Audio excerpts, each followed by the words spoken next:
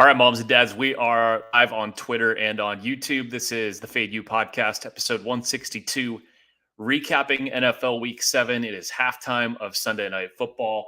Dolphins leading the Steelers 16-10. My name is Matthew James. I've got Joe with me as well. Joe, glad to have you back, Dad. Yeah, man, stoked to be here. Bummed I missed the Wednesday pod, but per usual, like lately, I've been traveling like a motherfucker and off to the Midwest tomorrow morning. So just was Traveling able again tomorrow. Yep. Next 2 weeks I'll be out of town. Will we have you Wednesday? Any chance? Most likely, yes. I'll be on East Coast time, so I should make it work. It shouldn't be an issue. Well, we're definitely going to want you on Wednesday because you are going to be inside the top 20 in the Super Contest if all goes well tomorrow night. Definitely don't want to jinx that because I'm on it with you. Joe and I are needing the Patriots -8 tomorrow night for a 4-1 week in the Super Contest. So you'll notice that it's just me and Joe here right now. So this is the first week where there's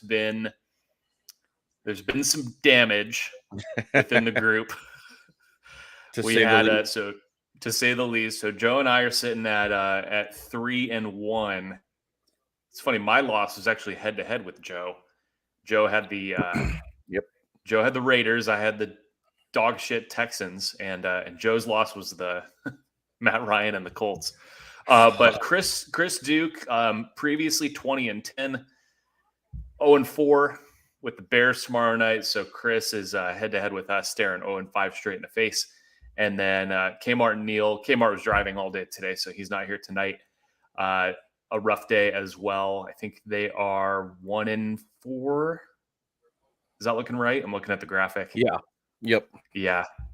So a tough day for a lot of contesters. The Super Contest consensus goes 1-4, with the only winner being the Bengals. Kind of surprising to see who was in the consensus this week. And this is one where some teams that were getting the majority of tickets ended up covering and in some cases winning outright. What would be your big takeaway from today so far, Joe? Oh, the biggest kind of thing, bounce man, around the league.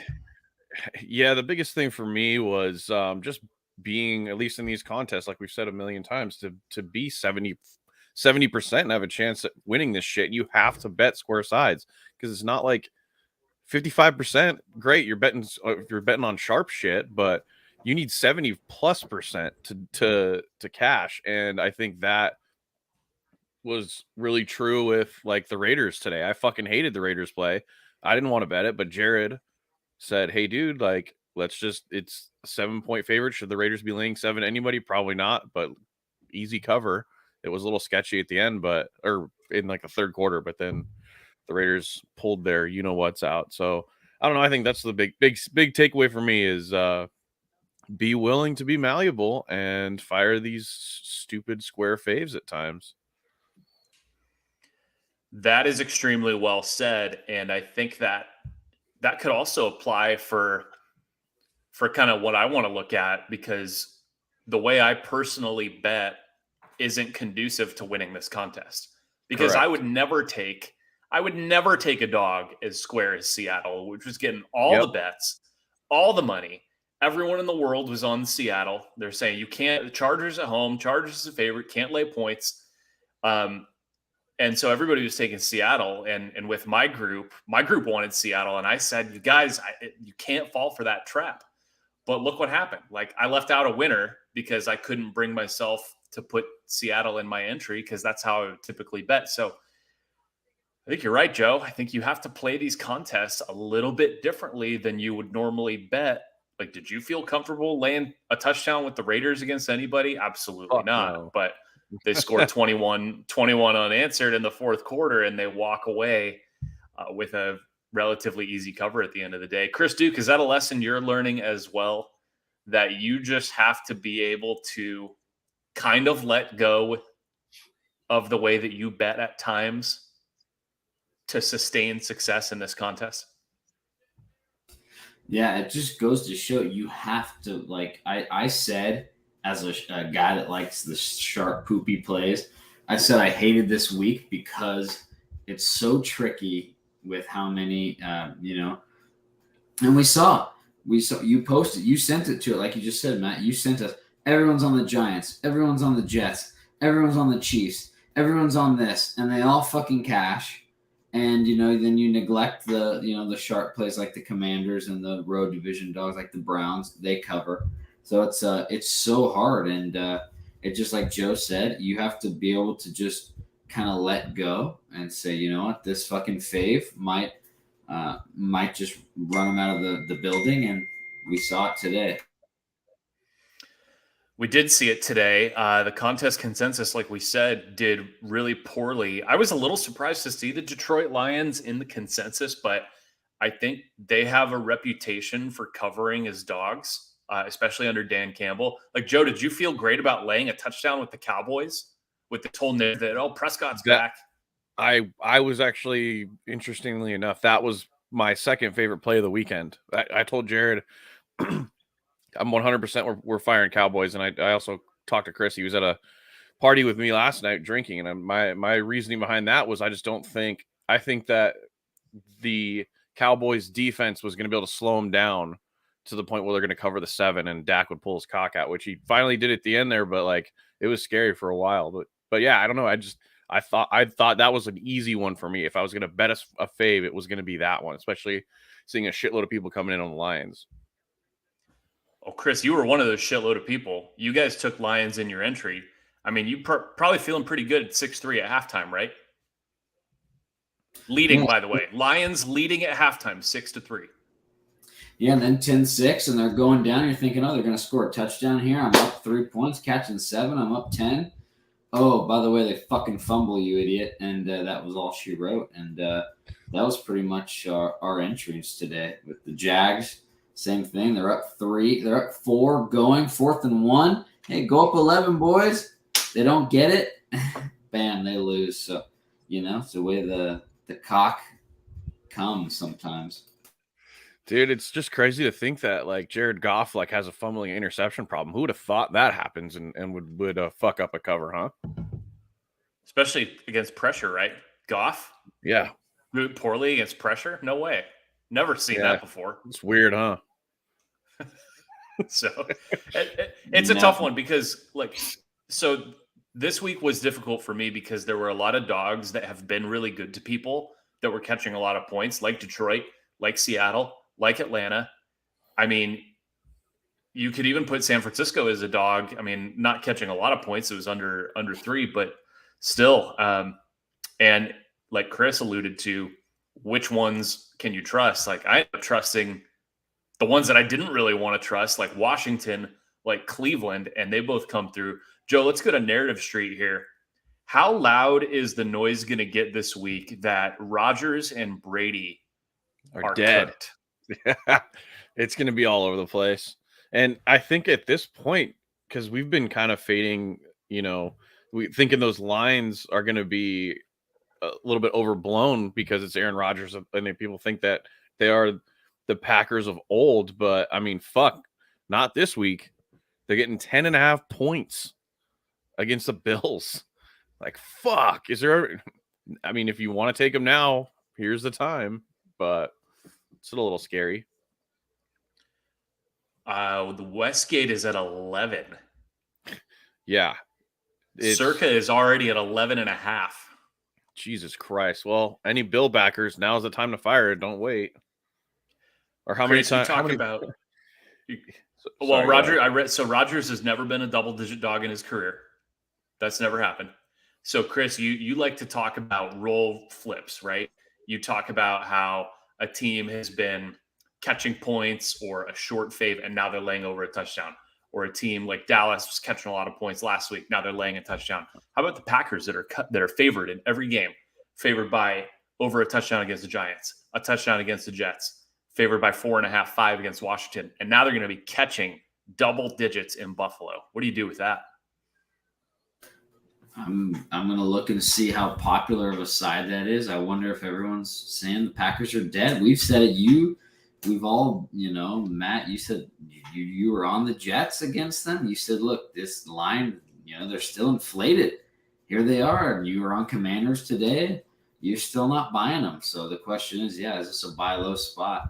I'd be weary if everyone's thinking, oh, that's a great spot catching 10.5, 11 if they think it's but like we just said, a trendy dog, it doesn't fucking matter. Look at the Seahawks, look at the fucking Giants. It doesn't matter.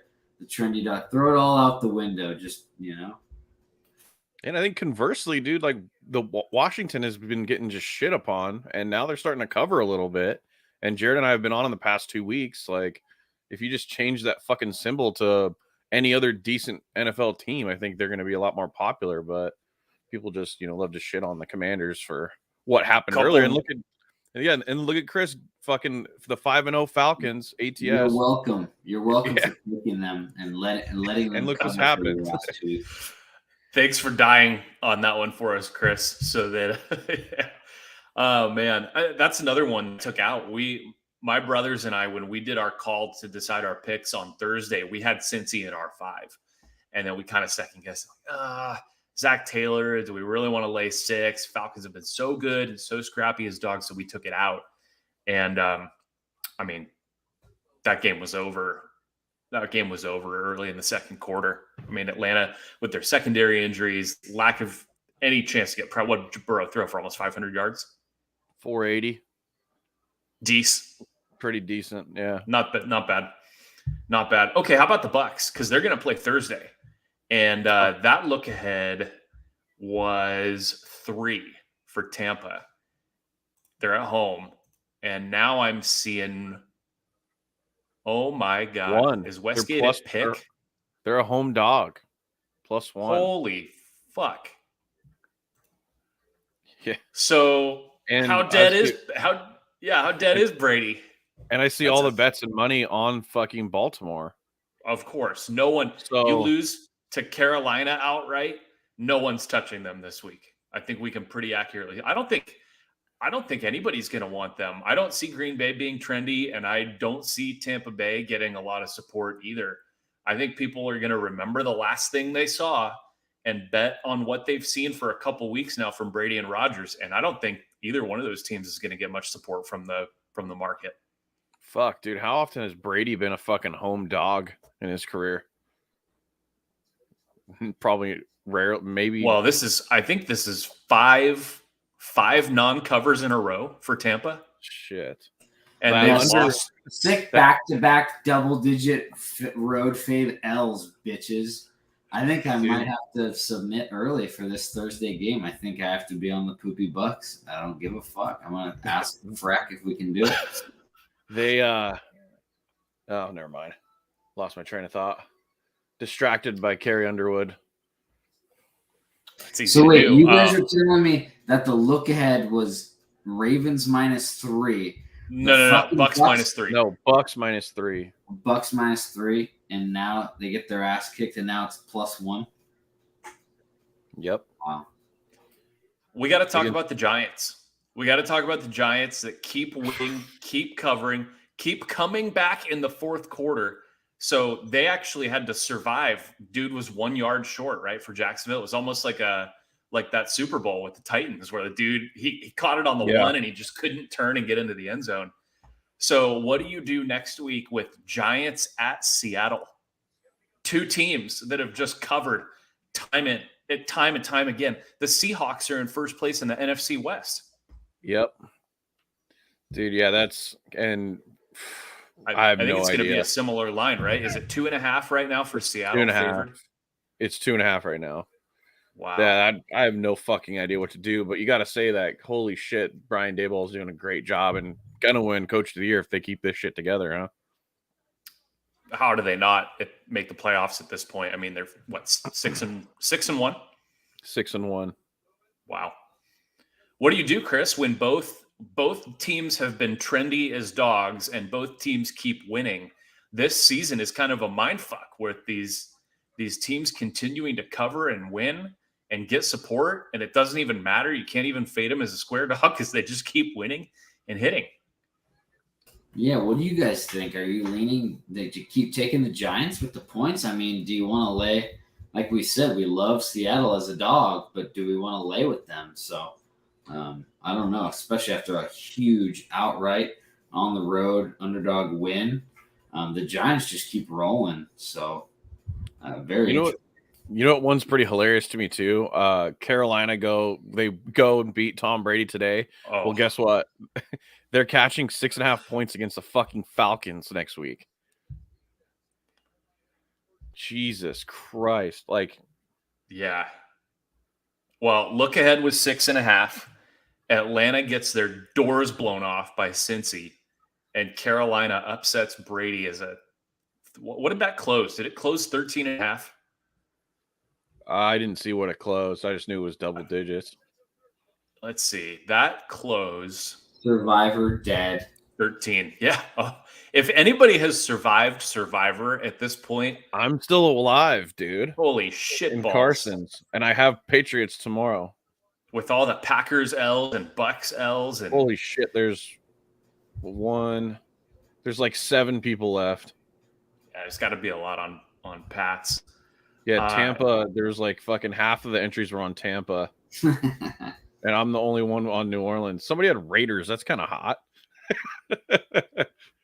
That's a good one. Yeah. Only 2 buys next week, Kansas City and Chargers. We do have a London game, and it's Brett Rippon and I don't understand. You guys are going to have to help me out. Why are so many people who say that they're smart hammering the Broncos today? I have no idea. What are you seeing from them that gives you any sort of confidence that they're going to I didn't get it. Kelly, it was her best bet. I mean, what did it go from -3.5 to +2? That's a 5-point swing. Their defense did what they did. Their defense was great. Allowed another 15, 16 points. But their offense can't put up dick. It was better. Like, the offense was a little better without Russ. I mean, but still, I mean, you're asking this coach with this offensive line that's down their left tackle with these running backs that are washed up. I don't get it. I mean, that was one where everybody was just saying, oh, no, the hate's gone too far on Denver. Well, you lost again. I mean, at some point, you just got to say, like, that team's a no bet, right? Dude, they have to be fucking flexed out of prime time. Holy shit. There's like 3 or 4 more games with them. Unbelievable. So, I mean, the market is it's like Denver reaches a new rock bottom in the market every week. They're going to be 4.5-point dogs in London to Jacksonville. Fucking A, dude. Imagine telling somebody that prior to the season. It'd be like laughing in your face. Finally bet a London game. God. Joe, you're going to have to. I bet on Denver today. That might be the last time I do that this season. Christ. Joe, you're going to have to help me out with the Niners line. So for next week, the look ahead is Rams -2.5. Okay. Mm-hmm. The 49ers trade for Christian McCaffrey, which is a whole nother story. The Niners defense gets lit up like a Christmas tree in October. And now the Niners are 2-point favorites and the Rams are off a bye.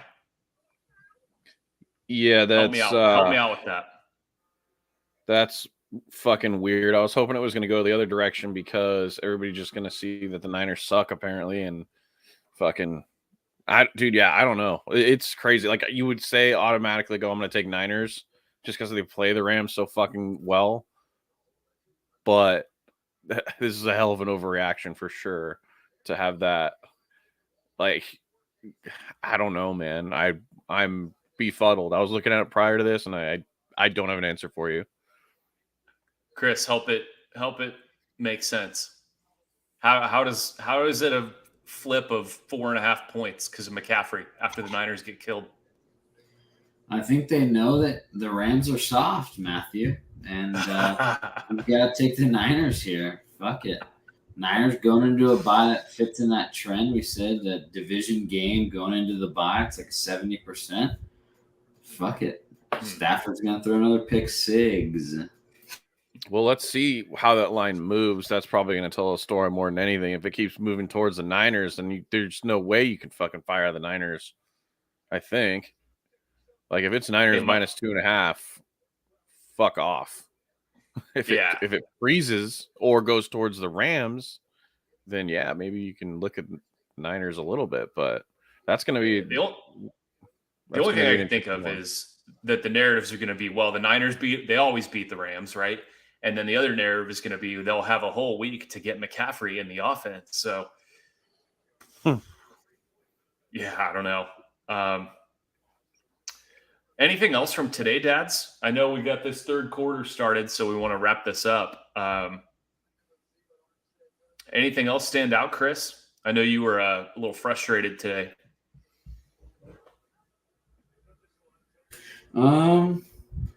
No, I thought it was pretty awesome that the Seahawks did what they did. It's amazing. Everyone obviously starting the season said how powerhouse the AFC West was, and Chargers don't look good, and Raiders don't look that good. Raiders are 2-4, and so it's just very interesting. Now, obviously, the Chargers go into a bye, and then they host the Falcons, but I love it. I mean, it's beautiful. The Giants are good. The Jets are playing well. Everyone think I'm loving it. The Bucks lost. I've got Bucks under 11.5. Nice 3-4 start. Let's keep that up. Lions, thanks for fumbling on the goal line, you cocksuckers. But at least Vanilla Gorilla benefited from that shit. So. Oh yeah, dude. Yeah, I did the alt line on Bucks. That was plus 400. I did under 9, so that's looking real hot. Yeah. Well, let's get out of here with this. Why don't we get you guys to yell at each other about Monday Night Football real quick? Yeah, my favorite play, Patriot cock. Yeah, so Joe, you weren't on the Wednesday pod with us. We did say that the Pats was your play. I ended up following that. We wanted to do, the brothers wanted to do both primetime faves. I said, you guys are going to have to pick one. I can't do both. So we ended up going Pats too. I mean, from your angle, this is just a bet on Belichick against a first-year coach and a middling at best QB, and right. Really a bet against a bad team coming into New England. But by the way, Belichick, it's been on the ticker all day. He needs one win to pass some guy named George Halas. I don't know if anybody's ever heard of him. Yeah, ever heard of him? All-time wins. Yeah. Yeah, kind of crazy, huh? But must have had a decent career. Yeah, most likely. But yeah, no, this one is just kind of like this. It was just such an easy bet for me. Just like, I'm not overthinking this. Fucking Bill Belichick. The biggest thing, like I said, or like you said on the Wednesday pod, was I don't think the fucking Bears are going to score more than 7 to 10 points, which means if the Patriots can be somewhat fucking competent on offense, they're going to cover that spread. Chris, you went the other way. I mean, Chris, I think this is going to be an L for you. I think you took the wrong poop. I gave you a hard time the last 2 days. I said, how are you not taking Panthers? How is that not hazmat suit? And you didn't do it. You took the Bears instead. Explain yourself. This is to avoid 0-5 for you. 0-5. Fuck. Prime time. I was like you, Matt. I was kind of looking at both of the primetime games, and I thought Steelers off a huge win I could see, and Miami off a tough loss to Vikings. I can see them running them out. They're up 6. Maybe they're going to go up 13 right now. I was hoping I chose the right primetime poop with the Bears, and we talked. I don't think Zappy or even Mac Jones. I don't give a fuck. Even John. It's supposed to be Mac at this point. Yeah, John Murray said there's no difference between them. So I don't think either of them should be laying 8 points. Mac hasn't earned that, and he'll have another high ankle sprain, and he's dead. And the Bears will get a few fumble sixes and win outright. It's bet $1,000, Joe. Dude, but how can you say that they don't deserve to be laying 8 points or whatever? Because it's not about the quarterback, like John Murray said. It's about the coach, first of all, and secondly, they won 29-0 last week. Is that good? Is that good? They did not. That was 2 weeks ago. Whatever, dude. They're still, and they covered last week too. So I don't understand how it to say. I think the line is priced properly. Maybe it is. I'm going to go. I already said I'm going 0-5 this morning, so you guys are good. Well, I guess we're all set. So on that note, all right, we'll get out of here. We'll go watch the rest of this game, and we'll see what happens. Steelers won it. Play. Dolphins went for 4th and 3. Anybody with Dolphins -7 right now is like, hold on a sec. Can we kick that field goal so we're covering? Steelers are hanging around in this game. So 8:37 left in the third quarter. We'll see what happens. All right, Dads, we'll be back on Wednesday. We'll preview week 8. And Chris, just remind everybody what happens sometimes when you bet on poop. Like the Bears. Like the Lions, you get interception from Goff, you go score, but it's a fumble, and then he throws another pick, and then he fumbles, and you lose, and you're dead. But it's all right. Anybody watching the YouTube will like this. Sometimes when you bet on poop, you get this. Hack it, gonna hack it. Hack it, gonna hack it. Just can't. Charger's gonna charge too.